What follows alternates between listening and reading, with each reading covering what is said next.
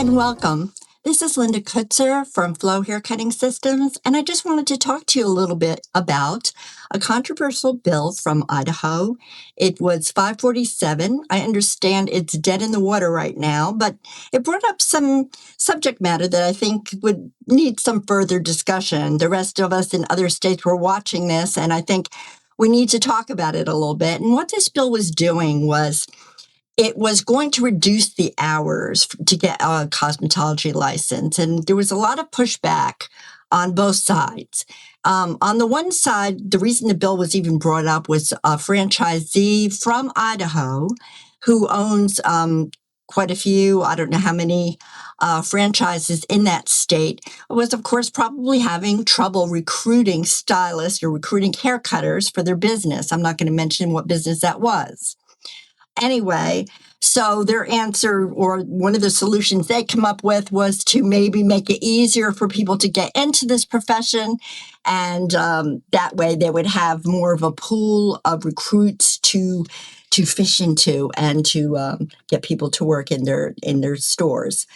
And I understand this problem because I have been in management, in district management, for corporate, for franchises, you name it, independent salons. And the biggest problem has always been recruiting. Recruiting has always been the problem. But is this the answer? And that's what I want to talk to you about, because this is probably going to be happening in other states.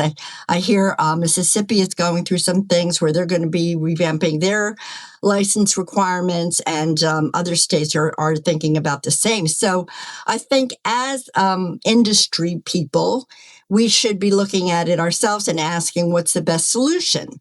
Now, in many states, you have the option for, like, if you're a nail tech or an esthetician, to spin off from the full cosmetology license and have just a nail tech license. So if you just want to do nails, it used to be incorporated in the cosmetology license itself, and you'd have to go through all the hours, and then you really only wanted to limit yourself to doing nails.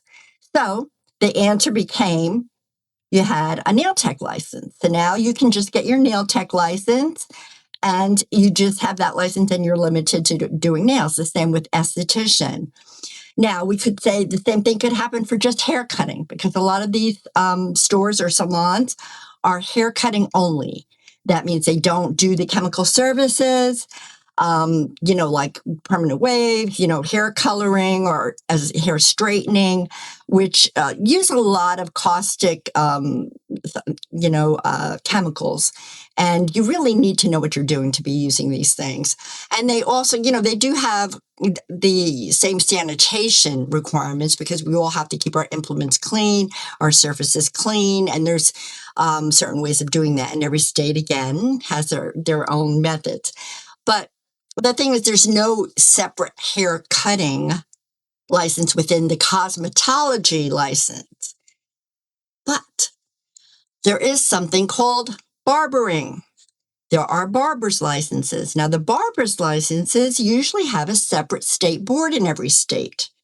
Not all states. I think New Jersey, which I'm from originally, was incorporating both licenses into one.